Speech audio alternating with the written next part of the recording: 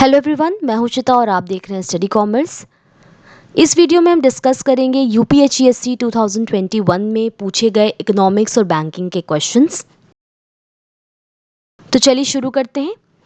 पहला क्वेश्चन है, मोनोपोलिस्ट में charge higher prices to maximise profits under which conditions. चार ऑप्शंस हैं। पहला है when the elasticity of demand is highly elastic. दूसरा है when the elasticity of demand is less elastic. Third है when the elasticity of demand is perfectly elastic, या फिर when the elasticity of demand is equal to unit, that means 1। Monopolist का मतलब है ऐसा person जो मार्केट में single seller हो, उसके अलावा मार्केट में और कोई सेलर ना हो किसी पर्टिकुलर प्रोडक्ट का, तो ऐसे पर्सन को हम मोनोपोलिस्ट कहेंगे। मोनोपोली दो शब्दों से बना है, मोनो और पोली। मोनो का मतलब होता है सिंगल, पोली का मतलब होता है seller, that means monopoly means single seller. अब अगर हम बात करें कि मोनोपोलिस्ट क्या हायर प्राइजेस चार्ज कर सकता है या नहीं, तो हायर प्राइजेस चार्ज करने का मतलब है कि यहाँ पर क्या किया जा रहा है मोनोपोलिस्ट के द्वारा कि वो प्राइस डिस्क्रिमिनेशन कर रहा है। प्राइस डिस्क्रिमिनेशन का मतलब है कि कुछ लोगों को वो लोअर प्राइस पे गुड्स प्रोवाइड करा रहा है और कुछ लोगों को हायर प्राइसेस पे, यानी प्राइस डिस्क्रिमिनेशन कर रहा है, अलग अलग लोगों से अलग अलग प्राइसेस चार्ज करना सेम कमोडिटी के लिए। तो कुछ पर्टिकुलर कंडीशंस हैं जिस समय में प्राइस डिस्क्रिमिनेशन की जा सकती है बाय मोनोपोलिस्ट। उन नेसेसरी कंडीशंस को देख लेते हैं। सबसे पहली कंडीशन है मोनोपोलिस्ट सिचुएशन। एक सेलर के लिए प्राइस डिस्क्रिमिनेशन करना तभी पॉसिबल है जब वो मोनोपोली की सिचुएशन में हो, यानी उस प्रोडक्ट का वो अकेला सेलर हो और मार्केट में कोई भी क्लोज सब्स्टिट्यूट्स अवेलेबल ना हो। यानी जिस प्रोडक्ट की हम बात कर रहे हैं उस पर, उसके सप्लाई पर मोनोपोलिस्ट का पूरी तरीके से कंट्रोल होना चाहिए, तभी प्राइस डिस्क्रिमिनेशन किया जा सकता है, वरना पॉसिबल नहीं है। दूसरा है differences in elasticity of demand. अब किसी पर्टिकुलर मार्केट में प्रोडक्ट के लिए वो हायर प्राइस चार्ज करेगा या लोअर प्राइस चार्ज करेगा, ये डिपेंड करेगा इलास्टिसिटी ऑफ डिमांड पर। और सभी मार्केट्स की अलग अलग तरीके की इलास्टिसिटी होती है। तो ऐसे मार्केट जहां पर इलास्टिसिटी ऑफ डिमांड इनइलास्टिक हो या लेस इलास्टिक हो, आइदर इट इज इनइलास्टिक और लेस इलास्टिक, तो ऐसी सिचुएशन में मोनोपोलिस्ट हायर प्राइसेस चार्ज कर सकता है। इसी के opposite if market is more elastic, उस सिचुएशन में वो क्या करेगा, लोअर प्राइसेस चार्ज करेगा। तो अपने प्रॉफिट को बढ़ाने के लिए, प्रॉफिट मैक्सिमाइज करने के लिए, ये जो डिफरेंस है इलास्टिसिटीज की मार्केट में, कहीं पर ज़्यादा है इनइलास्टिक है, कहीं पे ज़्यादा मोर इलास्टिक है, इसका एडवांटेज लेकर के वो अपने बेनिफिट को मैक्सिमम कर सकता है। इनइलास्टिक डिमांड का मतलब है ऐसी सिचुएशन जहाँ पर प्राइस बढ़ने या घटने से कंज्यूमर की जो बाइंग हैबिट है उस पर कोई ज़्यादा इम्पैक्ट नहीं पड़ता है, वो सेम रहती है। तो ऐसी सिचुएशन में हम कह सकते हैं कि जो डिमांड है वो इनइलास्टिक है। कुछ लग्जरियस आइटम्स हो सकते हैं या कुछ पर्टिकुलर ड्रग्स हो सकते हैं, मेडिकेशंस हो सकती हैं जिनकी डिमांड इनइलास्टिक होती है। तो ऐसी सिचुएशन में मोनोपोलिस्ट हायर प्राइसेस चार्ज कर सकता है। नेक्स्ट है सेपरेट मार्केट। दो मार्केट हैं तो वो दोनों एक दूसरे से बहुत अलग अलग जगह पे होने चाहिए, बहुत डिस्टिंक्ट प्लेसेस में होने चाहिए, एक दूसरे से दूर होने चाहिए, ताकि कमोडिटीज़ को कैरी करना इजी ना हो। तो ऐसी सिचुएशन में भी मोनोपोलिस्ट के पास ये चांस होता है कि वो हायर प्राइसेस चार्ज कर सकता है। नेक्स्ट है nature of product. Nature of product का मतलब है कि प्रोडक्ट ऐसा नहीं होना चाहिए जो कि रीसेलेबल हो। रीसेलिंग या ट्रांसफ़र ये पॉसिबल नहीं होना चाहिए प्रोडक्ट का, अगर हम प्राइस डिस्क्रिमिनेशन करना चाहते हैं। तो कोई बायर सस्ते में प्रोडक्ट को खरीद के फिर किसी और मार्केट में जाकर हायर प्राइसेस पे सेल कर सकता है। तो मोनोपोलिस्ट के लिए पॉसिबल नहीं होगा कि वो प्राइस डिस्क्रिमिनेशन कर पाए अगर प्रोडक्ट रीसेल हो सकते हो या उनकी ट्रांसफरेबिलिटी पॉसिबल हो। नेक्स्ट है ignorance of buyers. Ignorance of buyers का मतलब ये है कि प्राइस डिस्क्रिमिनेशन तभी पॉसिबल है जब कस्टमर्स ज़्यादा अवेयर ना हो प्राइजेस के बारे में कमोडिटी के, क्योंकि अगर वो ज़्यादा अवेयर होंगे तब पॉसिबल नहीं होगा कि आप प्राइस को डिस्क्रिमिनेट कर सकें। ये अनअवेयरनेस जो है प्रोडक्ट की प्राइजेस से रिलेटेड, इसी का फ़ायदा उठा करके मोनोपोलिस्ट प्राइस डिस्क्रिमिनेशन करता है। नेक्स्ट है लीगल सैंक्शंस। कई बार गवर्नमेंट की तरफ से भी बेनिफिट मिलता है कुछ कंपनीज को प्राइस डिस्क्रिमिनेशन करने के लिए, जैसे कि आप कह सकते हैं जो इलेक्ट्रिसिटी डिपार्टमेंट है उसको अलग अलग बेनिफिट्स दिए जाते हैं by government for providing electricity at different charges at different rates. Next है irrational feeling of buyers. Buyer को ये फील होना चाहिए कि जो प्रोडक्ट के लिए वो ज़्यादा प्राइजेस पे कर रहा है वो ज़्यादा बेटर क्वालिटी के हैं, और उसके अंदर ये फीलिंग होनी चाहिए कि जो एक्सपेंसिव प्रोडक्ट्स होते हैं वो चीपर प्रोडक्ट्स से ज़्यादा बेटर हैं। तो अगर वो किसी हाई क्वालिटी प्रोडक्ट के लिए ज़्यादा पैसा खर्चा कर रहा है तो उसमें कोई प्रॉब्लम नहीं है। नेक्स्ट है ट्रांसपोर्ट कॉस्ट।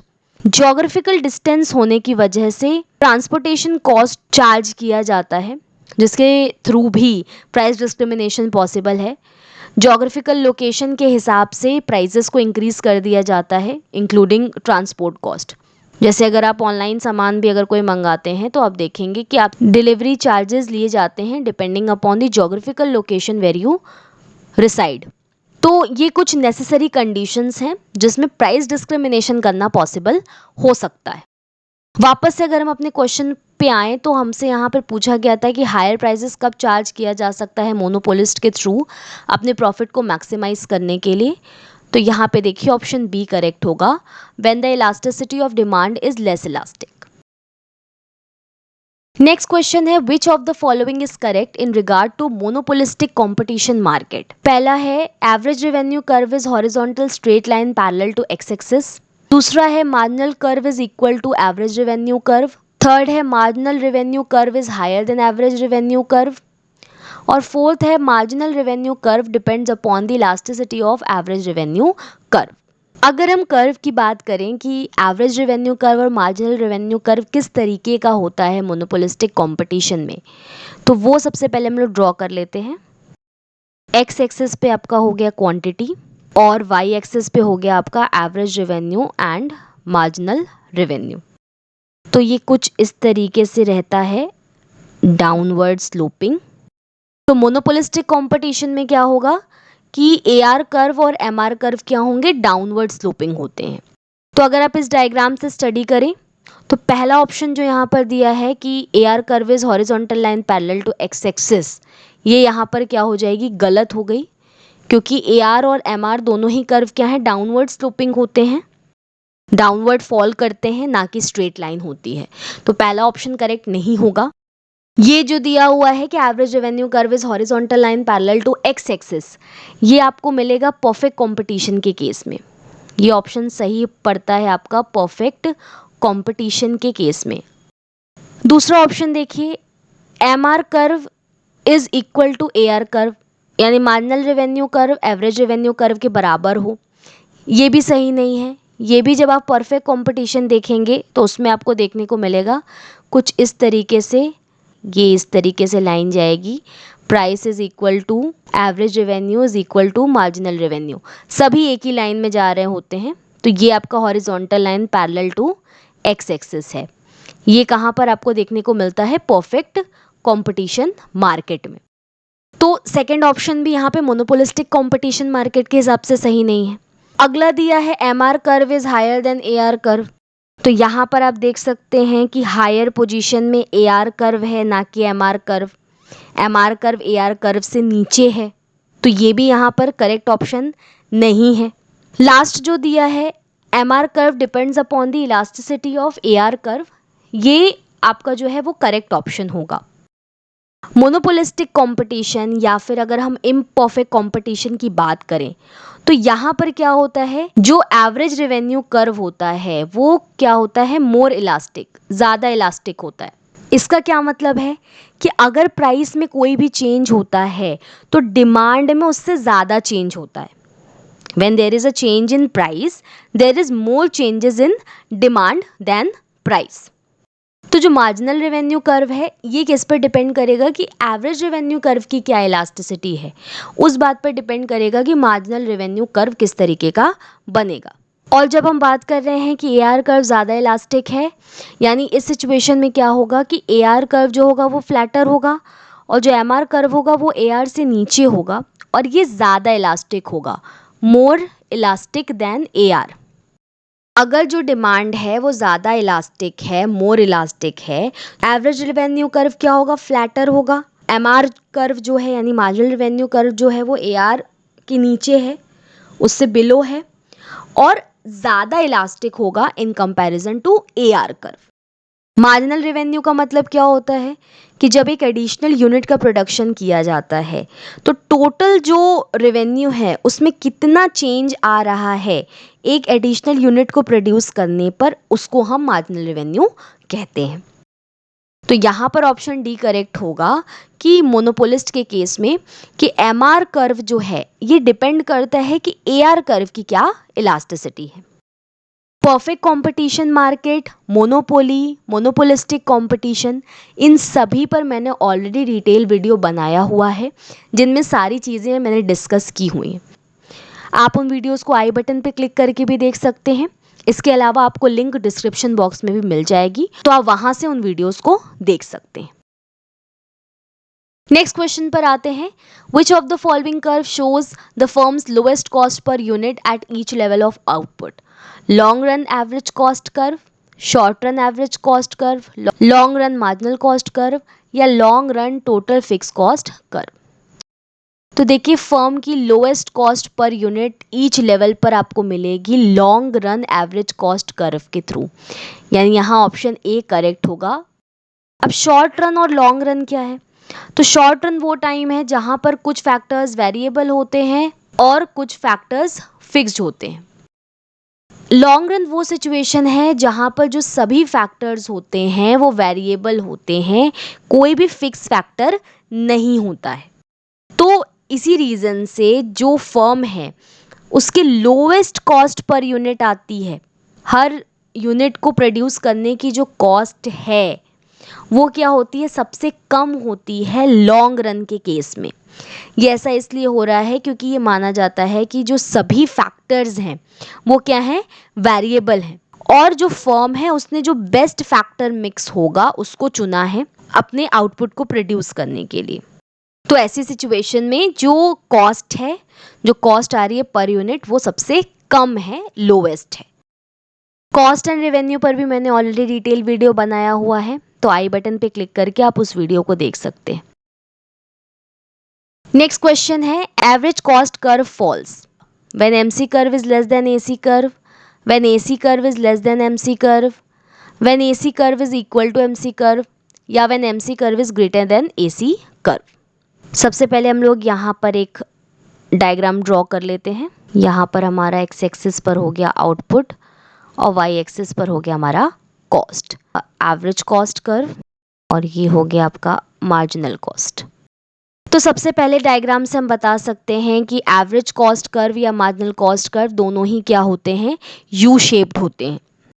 अब हमें यहाँ पर पूछा गया है कि एसी कर्व कब फॉल हो रहा है या एसी कर्व जब फॉल होगा उस समय क्या सिचुएशन होगी।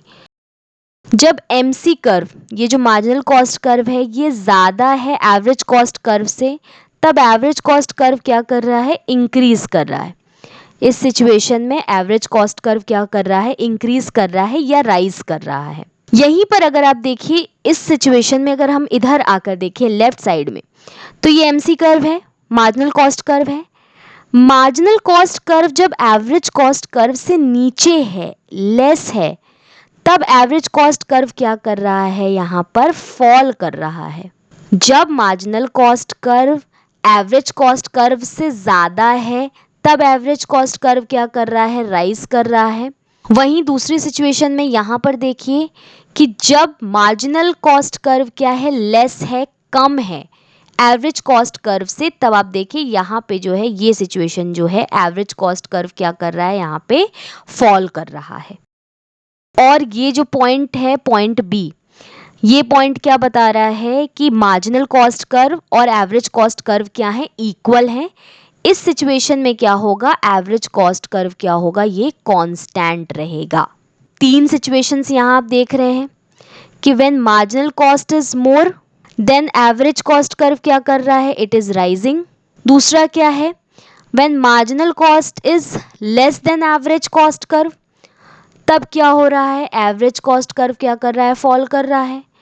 और ऐसी सिचुएशन तीसरी है जिसमें MC curve, marginal cost curve average cost curve के बराबर है, एवरेज कॉस्ट कर्व क्या होगा, कांस्टेंट हो जाएगा। तो यहाँ ऑप्शन ए करेक्ट होगा। मार्जिनल कॉस्ट कर्व जब कम है एवरेज कॉस्ट कर्व से, तब एवरेज कॉस्ट क्या कर रही है, फॉल कर रही है, ये सेकेंड वाला। नेक्स्ट क्वेश्चन है, भीम app can be used by anyone who has a valid bank account, a mobile number, debit card या ऑल दी अबव।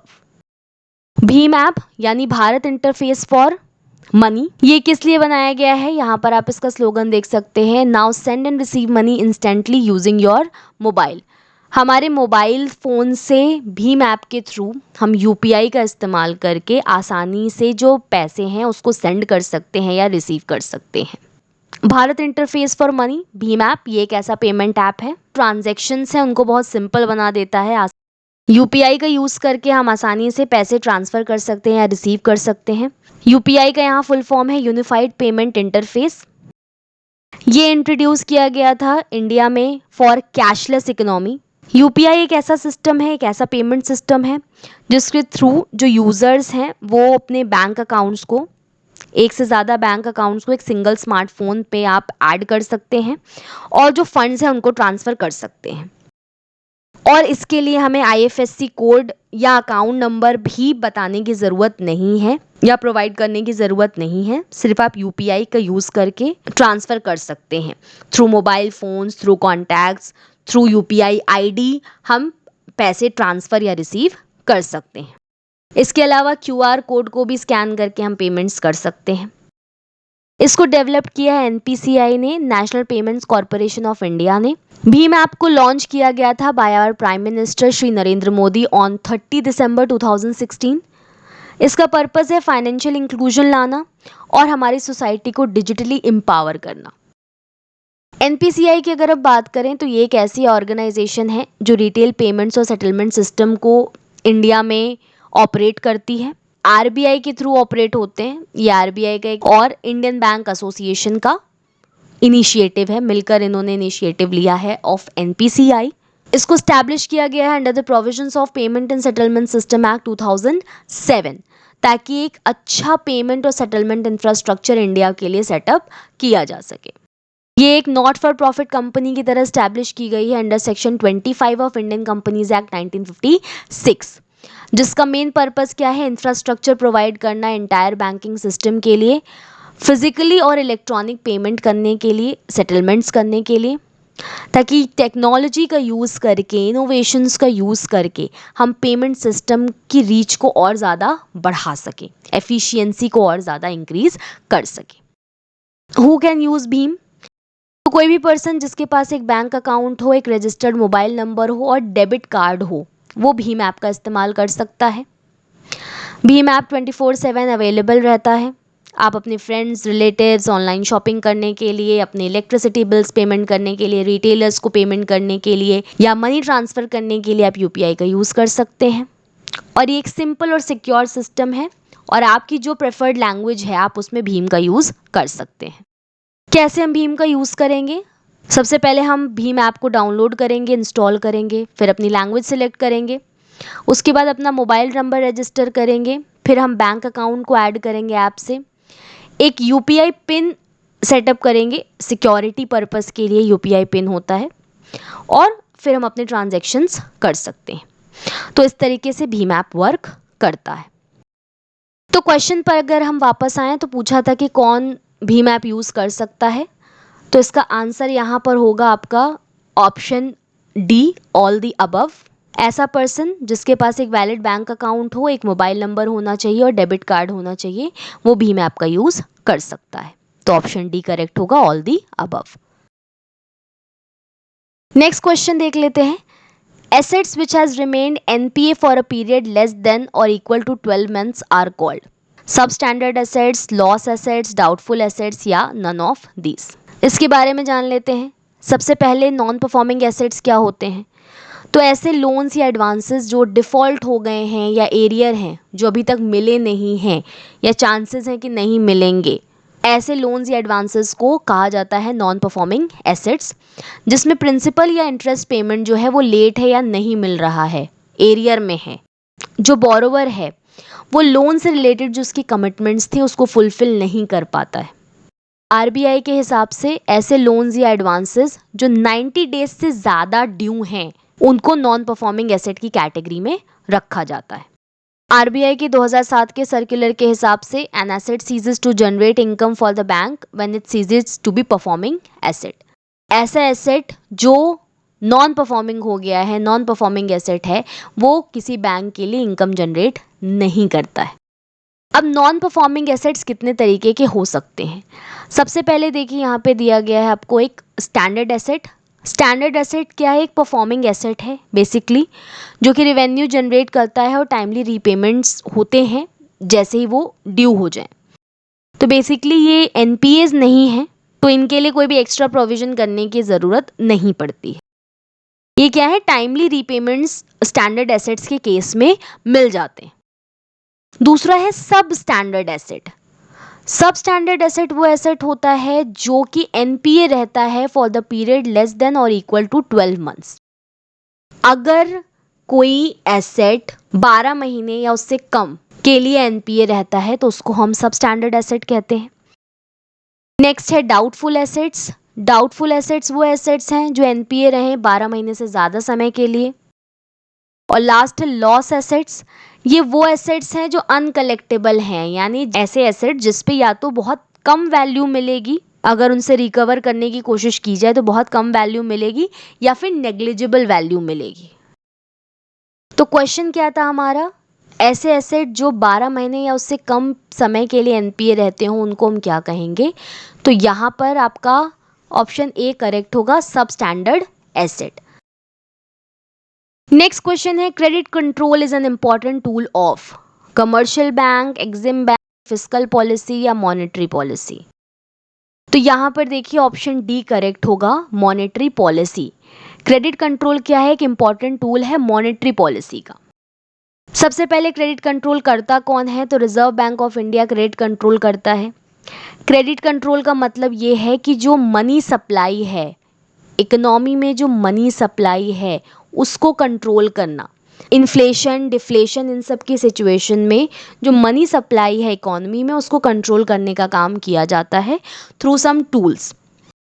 तो वेरियस टूल्स हैं क्रेडिट कंट्रोल करने के। बेसिकली इनको दो भागों में डिवाइड किया जाता है। एक होते हैं क्वांटिटेटिव टूल्स या क्वांटिटेटिव मेजर्स, और दूसरे होते हैं क्वालिटेटिव मेजर्स। क्वांटिटेटिव मेजर्स में जैसे हम कह सकते हैं कैश रिजर्व रेशियो, और क्वालिटेटिव में आप कह सकते हैं मॉरल सुएशन, यानी इकोनॉमी में जो मनी सप्लाई है उसको कंट्रोल करने के लिए इन टूल्स का यूज़ किया जाता है। Instruments of monetary policy of RBI पे मैंने ऑलरेडी एक वीडियो बनाया हुआ है, तो आई बटन पर क्लिक करके आप इस वीडियो को देख सकते हैं। इसके अलावा डिस्क्रिप्शन में भी आपको लिंक मिल जाएगी। तो डिटेल में अगर आप स्टडी करना चाहते हैं कि मॉनेटरी पॉलिसी के कौन कौन से इंस्ट्रूमेंट्स हैं तो आप इस वीडियो को देख सकते हैं। नेक्स्ट क्वेश्चन देख लेते हैं। With reference to financial inclusion which of the following statement is correct? It focuses on providing financial solution to the economically unprivileged classes, और दूसरा है it is a method of providing banking services to individual. सबसे पहले जान लेते हैं financial inclusion के बारे में। तो फाइनेंशियल इंक्लूजन का मतलब है बैंकिंग और फाइनेंशियल सर्विसेज को किसी कम्युनिटी के हर मेंबर तक पहुंचाना, चाहे उनका स्टेटस किसी भी तरीके का हो, उस कम्युनिटी में उनका चाहे जैसा भी स्टेटस हो, हर मेंबर को, किसी पर्टिकुलर कम्युनिटी में हर मेंबर को बैंकिंग और फाइनेंशियल सर्विसेज प्रोवाइड करना ही फाइनेंशियल इंक्लूजन होता है। इसमें फाइनेंशियल सर्विसेज प्रोवाइड किया जाता है ताकि हर पर्सन जो किसी भी इनकम का हो, किसी भी स्टेटस का हो, उस तक जो फाइनेंशियल सर्विसेज हैं उसको पहुंचाया जा सके। जो मेन गोल है वो ये है कि जो इकोनॉमिकली अनप्रिविलेज सेक्शन है हमारी सोसाइटी का, अनप्रिविलेज सेक्शन का मतलब है ऐसे लोग जिन तक सारी सुविधाएं नहीं पहुंच पाती हैं, स्पेशली जो बैंकिंग सर्विसेज हैं या फाइनेंशियल सर्विसेज हैं, जिन लोगों तक ये नहीं पहुंच पाती हैं उनको फाइनेंशियल सॉल्यूशंस प्रोवाइड करना फाइनेंशियल इंक्लूजन का मेन गोल है। अगर हम इंडिया की बात करें तो लो इनकम हाउस होल्ड जो होते हैं वो बैंकिंग ऑपरेशंस पर ज़्यादा ध्यान नहीं देते, वो इग्नोरेंट होते हैं। प्लस इन लोगों की एक्सेस बैंकिंग सर्विसेज में कम होती है, वहाँ तक पहुँच नहीं पाते हैं और अनअवेयर्ड भी होते हैं। साथ ही साथ कुछ मिनिमम एलिजिबिलिटीज़ भी होती हैं, रिक्वायरमेंट्स भी होती हैं बैंकिंग सर्विसेज के लिए, जैसे कुछ मिनिमम इनकम होना, कुछ पर्टिकुलर सेटअप्स करना, कुछ कंडीशंस वगैरह होती हैं जिसकी वजह से ये इन सर्विसेज का इस्तेमाल आसानी से नहीं कर पाते हैं, इन तक नहीं पहुंच पाते हैं। तो ऐसे लोग जो डिसएडवांटेजियस हैं, जो हमारी इकोनॉमी में अनप्रिविलेज्ड हैं, उनकी मदद करना, उन तक बैंकिंग सर्विसेज को या फाइनेंशियल सर्विसेज को पहुंचाना, ये फाइनेंशियल इंक्लूजन का मेन गोल है। कई तरीके के बैरियर्स हो सकते हैं, जैसे हम लोगों ने बात किया अभी कि इनकम की प्रॉब्लम हो सकती है, या फिर कोई बैंक अकाउंट ओपन करने में जो भी डॉक्यूमेंट्स चाहिए वो उनके पास अवेलेबल नहीं हो सकते हैं। कई तरीके की समस्याएं उनके सामने आती हैं। तो ये जो बैरियर्स हैं, जो प्रॉब्लम्स हैं, इनको दूर करना ताकि सभी तक जो फाइनेंशियल सर्विसेज हैं उनको पहुंचाया जा सके। प्लस इसका एक और मकसद है, एक और गोल है कि अवेयरनेस फैलाई जाए, अवेयरनेस स्प्रेड करना फाइनेंशियल मैनेजमेंट के बारे में, फाइनेंशियल सर्विसेज के बारे में हर पर्सन को सोसाइटी में। तो वापस से हम अगर क्वेश्चन पर आएँ तो फाइनेंशियल इंक्लूजन का क्या ऑब्जेक्टिव है या क्या स्टेटमेंट यहाँ पर करेक्ट होगा, तो पहला भी करेक्ट है कि ये अनप्रिविलेज क्लासेस को फाइनेंशियल सॉल्यूशंस पहुँचाने की कोशिश करता है, इसका फोकस मेन ये है। दूसरा है it is a method of providing banking services to individual, ये भी बिल्कुल सही है।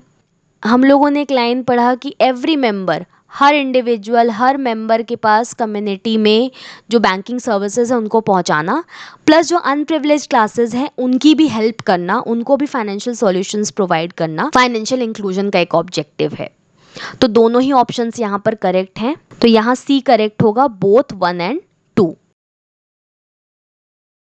नेक्स्ट क्वेश्चन देख लेते हैं। With reference to digital payment system which of the following statement is correct. पहला है the payer and payee both use electronic mediums to exchange. दूसरा है takes place in premises of the bank. Third है it requires chequebook. और fourth है it needs credit card. तो digital payment का मतलब क्या है? डिजिटली या ऑनलाइन ट्रांजैक्शंस करना, ऑनलाइन पैसे रिसीव करना या पैसा भेजना या ट्रांजैक्शन ऑनलाइन करना जहाँ पर हार्ड कैश इन्वॉल्व नहीं है, यानी हम कैश में एक्सचेंज नहीं कर रहे हैं बल्कि हम ऑनलाइन एक्सचेंज कर रहे हैं, ऑनलाइन पेमेंट्स कर रहे हैं। ये कोई भी बिजनेस हो या कोई भी इंडिविजुअल हो वो यूज़ कर सकता है। यहाँ पर इम्पॉर्टेंट ये है कि जो पेयर है, जो पर्सन पैसे पे कर रहा है और जो रिसीव कर रहा है, दोनों ही इलेक्ट्रॉनिक मीडियम यूज़ कर रहे हों तभी डिजिटल पेमेंट पॉसिबल है। अगर हमें डिजिटल पेमेंट करना है, मिस्टर ए है, मिस्टर बी हैं, अगर दोनों लोगों के पास स्मार्टफोन है, दोनों ही लोग इंटरनेट का यूज़ करते हैं, मान लीजिए यूपीआई का यूज़ करके अगर पेमेंट कर रहे हैं, तो दोनों ही अगर यूपीआई का यूज़ करते हैं तभी यहाँ पर पेमेंट पॉसिबल है। तो दोनों लोगों का, चाहे पेयर हो या पे हो, इनका इलेक्ट्रॉनिक मीडियम का यूज़ करना ज़रूरी है, तभी यहाँ पर आपका जो डिजिटल पेमेंट है ये पॉसिबल हो सकता है। और इसके अलावा ये भी ध्यान रखेंगे हम कि सामने सामने भी पेमेंट कर सकते हैं। फॉर एग्ज़ाम्पल आप किसी ग्रॉसरी शॉप पर गए, क्यूआर कोड को स्कैन करके भी आप पेमेंट कर सकते हैं। इन पर्सन भी जा कर के हम डिजिटली पेमेंट कर सकते हैं। तो यहाँ पर देखिए ऑप्शन ए करेक्ट होगा। पेयर और पेई दोनों के पास इलेक्ट्रॉनिक मीडियम होना चाहिए मनी को एक्सचेंज करने के लिए, तभी डिजिटल पेमेंट पॉसिबल है। बैंक प्रीमाइसेस में हो ये ज़रूरी नहीं है, चेकबुक की ज़रूरत नहीं है, और क्रेडिट कार्ड भी यहाँ पर हो आपके पास, इसकी ज़रूरत नहीं है। अगर हम इलेक्ट्रॉनिकली पेमेंट करना चाहते हैं तो आपके पास क्रेडिट कार्ड नहीं है तो भी आप पेमेंट कर सकते हैं। Digitalisation of banking and financial services पर भी मैंने ऑलरेडी एक वीडियो बनाया हुआ है, तो आई बटन पे क्लिक करके आप इस वीडियो को देख सकते हैं। नेक्स्ट क्वेश्चन है which of the following statement is correct in regard to economic policy? पहला है fiscal policy is enacted by national government, दूसरा है monetary policy is enacted by central bank. तो मॉनेटरी पॉलिसी की अगर हम बात करें तो ये अभी हम लोगों ने डिस्कस किया कि इंडिया में आरबीआई मॉनेटरी पॉलिसी बनाती है, उसको कंट्रोल करती है। क्रेडिट कंट्रोल करने का काम कौन करता है? आरबीआई करती है। बेसिकली सेंट्रल बैंक है आरबीआई, हमारे यहाँ की इंडिया की सेंट्रल बैंक है। मॉनेटरी पॉलिसी का मतलब क्या है कि जो इकोनॉमी में मनी है, क्रेडिट है, उसको किस तरीके से कंट्रोल किया जाएगा, कितना पैसा इकोनॉमी में जाएगा, किस तरीके से अगर इन्फ्लेशन की सिचुएशन है तो उसको कंट्रोल करेंगे, कितना पैसा लोगों के पास जाएगा, इकोनॉमी में सर्कुलेट होगा। ये सारी चीज़ें क्या है? मॉनेटरी पॉलिसी का पार्ट होती हैं। मॉनेटरी पॉलिसी के थ्रू सेंट्रल बैंक क्या कर रही है कि जो ओवरऑल मनी सप्लाई है उसको कंट्रोल कर रही है। इससे क्या होगा कि जो इकोनॉमिक ग्रोथ है, रादर हम कह सकते हैं सस्टेनेबल इकोनॉमिक ग्रोथ जो है वो पॉसिबल होगी। नेक्स्ट है फिस्कल पॉलिसी। फिस्कल पॉलिसी का मतलब है गवर्नमेंट की जो टैक्सेशंस हैं, गवर्नमेंट की जो स्पेंडिंग्स हैं फॉर इकोनॉमिक ग्रोथ, ये सभी क्या होती हैं? फिस्कल पॉलिसी होती हैं। और ये क्या होगा? आपका मैक्रो लेवल पर इफेक्ट डालेंगी। जो फिस्कल पॉलिसीज़ हैं वो मैक्रो लेवल पर इफेक्ट डालेंगी। तो यहाँ पर हम कह सकते हैं कि गवर्नमेंट की जो इनकम एंड एक्सपेंडिचर है ये सभी कहाँ कवर होती हैं? फिस्कल पॉलिसी में। पॉलिसी है ये कौन बनाता है? तो ये मिनिस्ट्री ऑफ फाइनेंस बनाती है। तो फिस्कल पॉलिसी कौन बनाता है? गवर्नमेंट बनाती है। और जो मॉनेटरी पॉलिसी है वो सेंट्रल बैंक यानी कि रिजर्व बैंक ऑफ इंडिया बनाती है। तो यहाँ पर ऑप्शन सी करेक्ट होगा। Both first and second are correct. Next question है with the reference to angle of incidence which of the following statement is correct? पहला है it shows the profit earning capacity of the business, और second है it represents the angle between the sales line and the total cost line. सबसे पहले graphically हम इसे देख लेते हैं कि एंगल ऑफ इंसिडेंस क्या होता है। अब एक्स एक्सिस पे हम रखेंगे आउटपुट को और वाई एक्सिस पे हम रखेंगे कॉस्ट एंड रेवेन्यू को। पैरेलल लाइन ड्रॉ कर लेते हैं एक्स एक्सिस से, जो है आपकी fixed cost line. Fix cost की लाइन है ये। फिक्स कॉस्ट जीरो लेवल अगर आउटपुट है तो भी कुछ ना कुछ फिक्स कॉस्ट इंकर होती ही है। नेक्स्ट है total cost line. Total cost का मतलब है variable cost plus fix cost. इसको अगर आप जोड़ते हैं तो टोटल कॉस्ट लाइन आएगी। तो यहाँ से जहाँ से फिक्स कॉस्ट निकला है यहीं से हमारी टोटल कॉस्ट की लाइन निकलती है। जीरो से हम ड्रॉ करेंगे टोटल रेवेन्यू लाइन, या जिसे हम कहते हैं टोटल सेल्स लाइन। अब जहाँ पर टोटल कॉस्ट और टोटल रेवेन्यू दोनों इक्वल हैं, इस पॉइंट को हम कहते हैं ब्रेक इवन पॉइंट, BEP। तो जहाँ पर टोटल रेवेन्यू और टोटल कॉस्ट लाइन दोनों मीट होती हैं, ये क्या है? आपका BP है। इसको हम लोग कहते हैं no profit no loss point. अब जहाँ पर ये टोटल रेवेन्यू लाइन और टोटल कॉस्ट लाइन ये दोनों कट कर रही हैं, ये जो एंगल बना रहा है इसे हम कहते हैं एंगल ऑफ इंसिडेंस। ये एंगल क्या कर रहा है? जो कॉस्ट है और जो रेवेन्यू है इनके बीच के डिफरेंस को बता रहा है। ठीक है। और ये एरिया जो है आपका, ये डिफरेंस वाला जो एरिया है, ये वाला जो पोर्शन है, ये एरिया जो है वो है प्रॉफिट का एरिया। यहाँ पर आप देखिए पॉइंट E पर क्या हो रहा है? नो प्रॉफिट नो लॉस है, क्योंकि टोटल कॉस्ट और टोटल जो रेवेन्यू है वो दोनों एक साथ यहाँ पर मिल रहे हैं। तो यहाँ पर पॉइंट पर क्या है? नो प्रॉफिट नो लॉस है। अब जब हम इसके फॉरवर्ड जाएंगे, BP का जो पॉइंट है इससे जब हम फॉरवर्ड जाएंगे तो ये जो एरिया है वो आपका प्रॉफिट का एरिया है। जो यहाँ पर रेवेन्यू और कॉस्ट यहाँ जो कट कर रहे हैं, ये जो पोर्शन है, ये जो एरिया है, ये आपका किसका एरिया है? प्रॉफिट का। और ये जो एंगल यहाँ पर कट होने पर एंगल बन रहा है, इसी एंगल को हम एंगल ऑफ इंसिडेंस कहते हैं। जितना बड़ा ये एंगल होगा उतना ही ज़्यादा प्रॉफिट एक बिजनेस अर्न करता है। यानी ये जो एंगल बन रहा है एंगल ऑफ इंसिडेंस, ये क्या बता रहा है? ये शो कर रहा है कि एक फर्म की, एक बिजनेस की क्या अर्निंग कैपेसिटी है। जितना बड़ा ये एंगल होगा उतना ही हायर प्रॉफिट बिजनेस अर्न करता है। तो हम कह सकते हैं जो एंगल ऑफ इंसिडेंस है ये क्या बताता है? ये शो करता है rate at which the business will earn profit. किस रेट पर बिजनेस को प्रॉफिट अर्न होगा, यही ये एंगल ऑफ इंसिडेंस एक्सप्लेन करता है या बताता है। इसके अलावा अगर हम यहाँ से इस लाइन को जोड़ लें, ये मान के चलिए M हो गया, अगर हम जो ब्रेक इवन पॉइंट है इससे राइट साइड, अगर हम राइट साइड में जा रहे हैं तो ये प्रॉफिट का एरिया है, अगर हम लेफ्ट साइड में जाएंगे तो यहाँ पे क्या होगा, आपका यहाँ पर बिजनेस को लॉस जनरेट होगा, लॉस इंकर होगा। रीज़न क्या है कि आप देख सकते हैं रेवेन्यू की जो लाइन है वो कॉस्ट की लाइन से इस समय नीचे है, रेवेन्यू कम है in comparison to cost. 3 points हम देख सकते हैं, एक है लॉस का, ये कौन सा पॉइंट है, ब्रेक इवन पॉइंट है, जहाँ टोटल कॉस्ट और टोटल रेवेन्यू बराबर है। जब टोटल कॉस्ट ज़्यादा है टोटल रेवेन्यू से तो ये लॉस की सिचुएशन है, और प्रॉफिट में आप देख सकते हैं टोटल रेवेन्यू ज़्यादा है in comparison to total cost, जो राइट साइड की तरफ आपको देखने को मिल रहा है। तो अगर हम अपने क्वेश्चन में देखें तो एंगल ऑफ इंसिडेंस क्या बताता है, प्रॉफिट अर्निंग कैपेसिटी बताता है बिजनेस की कि कितना प्रॉफिट एक बिजनेस अर्न कर सकता है। दूसरा है it represents the angle between sales line and total cost line, ये भी बिल्कुल करेक्ट स्टेटमेंट कह रहा है।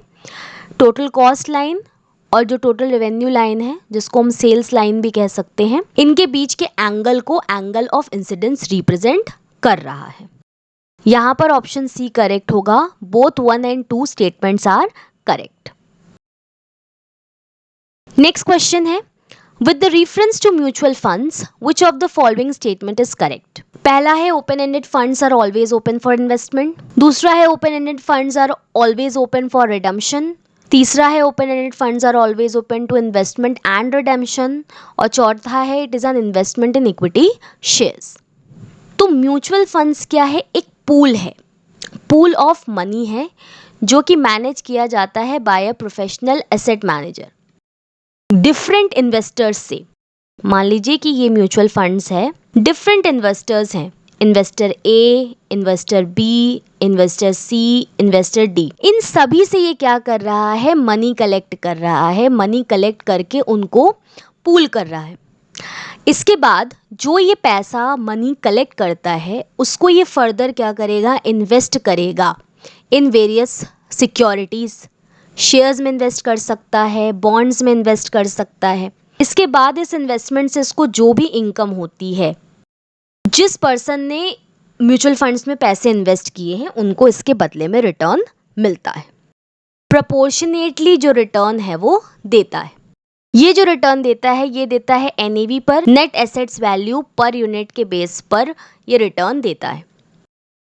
अब नेट एसेट वैल्यू क्या है, तो नेट एसेट वैल्यू को आप समझ सकते हैं जैसे अगर हम शेयर्स को इशू करते हैं तो शेयर्स की कुछ प्राइस होती है, एक शेयर कितने रुपए का है, मान लीजिए कि 10 रुपये पर शेयर है, तो जो शेयर प्राइस है 10 रुपीज़ पर शेयर अगर है, और अगर हमने 1000 शेयर्स खरीद लिए तो टोटल हम क्या कर रहे हैं, कितने रुपए के शेयर्स हैं हमारे पास, 10,000 रुपये के। इसी तरीके से म्यूचुअल फंड्स में एनएवी होता है। जो म्यूचुअल फंड्स होता है वो जो टोटल अमाउंट उसके पास आता है उसको यूनिट्स में डिवाइड करता है और अपने इन्वेस्टर्स को वो यूनिट्स वो अलॉट करता है। फॉर एग्जाम्पल एक कंपनी है, उसके पास 5 लाख रुपए एज इन्वेस्टमेंट आए। अब इस इन्वेस्टमेंट को इसने क्या किया, 20,000 यूनिट्स में डिवाइड कर दिया। तो एक यूनिट की कितनी वैल्यू हुई, तो अगर हम 5 लाख को डिवाइड करें 20,000 से, ₹25, 1 यूनिट कितने रुपए का है, ₹25 का। मान लीजिए कि हम इन्वेस्टमेंट करने जा रहे हैं म्यूचुअल फंड्स में और हमारे पास ₹30,000 है, तो अगर हम 30,000 इन्वेस्ट करना चाहते हैं, एक यूनिट की एनएवी क्या है, ₹25 है, और हम कितना अमाउंट इन्वेस्ट करना चाहते हैं, 30,000 अमाउंट है, 30,000 इसको हम डिवाइड करेंगे 25 से, तो ये आपका आ जाएगा 1200 यूनिट्स। यानी अगर कोई पर्सन है वो 30,000 रुपये इन्वेस्ट करना चाहता है तो उसको म्यूचुअल फंड्स कितने यूनिट्स देगा, 1200 यूनिट्स देगा, क्योंकि एक यूनिट की एनएवी कितनी है, 25 रुपये। जब हमको रिटर्न मिलेगा तो वो भी हमारी इन्हीं यूनिट्स के बेस पर मिलेगा जो यूनिट्स हमें मिली है, यानी इन्हीं यूनिट्स को हम बाय या सेल कर सकते हैं। अब यहाँ पर 2 तरीके की म्यूचुअल फंड्स की बात हो रही है। क्वेश्चन में हमारे ओपन एंडेड फंड्स के बारे में दिया है, बट इसके अलावा एक और यहाँ पर फंड की बात की जा रही है जो हिडन है, जो है आपका क्लोज्ड एंडेड फंड्स। अब ओपन एंडेड फंड्स वो फंड्स होते हैं जो ऐसी स्कीम है या ऐसा फंड है जो हमेशा ओपन रहता है इन्वेस्टमेंट के लिए भी और रिडम्पशन के लिए भी। यानी कि ओपन एंडेड फंड्स में थ्रू आउट द ईयर हम जब चाहें तब इन्वेस्टमेंट कर सकते हैं और जब चाहें तब हम उसका रिडेम्पशन ले सकते हैं। जैसे हमारे सेविंग बैंक्स अकाउंट होते हैं, हम जब चाहें तब डिपॉजिट करते हैं, जब चाहें तब पैसा विड्रॉ कर सकते हैं। उसी तरीके से ओपन एंडेड फंड्स में भी हम जब चाहें तब थ्रू आउट द ईयर पैसा उसमें इन्वेस्ट कर सकते हैं और जब चाहें तब हम उसमें से पैसा निकाल सकते हैं। यानी इसमें कोई भी मैच्योरिटी डेट नहीं होती। यही जो क्लोज्ड एंडेड फंड्स होते हैं ये कभी भी परचेज नहीं किए जा सकते। क्लोज एंडेड फंड्स तभी हम परचेज कर सकते हैं जब इनिशियल ऑफर दिया जाए। जो इनिशियल ऑफर पीरियड है जिस दौरान इनको ऑफर किया जा रहा है, क्लोज एंडेड फंड्स को हम उसी समय सब्सक्राइब कर सकते हैं या उसी समय इन्वेस्ट कर सकते हैं। प्लस इनकी एक मैच्योरिटी डेट होती है, जब मैच्योरिटी हो जाएगा तभी हम इनको रिडीम कर सकते हैं। प्लस हमें ये ध्यान रखना ज़रूरी है कि क्लोज एंडेड फंड्स के सिचुएशन में जो यूनिट्स हैं क्लोज एंडेड फंड्स की, जैसे हमने बात किया मान लीजिए शेयर्स हैं, तो ये स्टॉक एक्सचेंज में लिस्टेड होने चाहिए। इससे क्या फ़ायदा है? फिक्स मैच्योरिटी पीरियड के पहले अगर कोई चाहता है कि वो अपने जो यूनिट्स है उसको सेल कर दे, तो वो आसानी से स्टॉक मार्केट में उसको एक्सचेंज कर सकता है। तो यहाँ क्वेश्चन में हमारी क्या बात हो रही थी? ओपन एंडेड फंड्स के बारे में। तो ओपन एंडेड फंड्स के बारे में पहली ही लाइन मैंने आपको कही कि ओपन एंडेड फंड्स हमेशा ही इन्वेस्टमेंट के लिए और रिडेम्पशन के लिए ओपन होते हैं। तो यहाँ पर ऑप्शन सी करेक्ट होगा। अगर आप हमारे लेक्चर्स के फ्री पीडीएफ डाउनलोड करना चाहते हैं तो आप हमें टेलीग्राम पर ज्वाइन कर सकते हैं। लिंक आपको डिस्क्रिप्शन बॉक्स में मिल जाएगी। इसके अलावा इस क्यूआर कोड को स्कैन करके भी आप हमें ज्वाइन कर सकते हैं। तो आज की इस वीडियो में हमने पढ़ा यूपीएससी 2021 के इकोनॉमिक्स और बैंकिंग के क्वेश्चंस। होपफुली ये चीज़ें आपको समझ में आई होंगी। Thank you.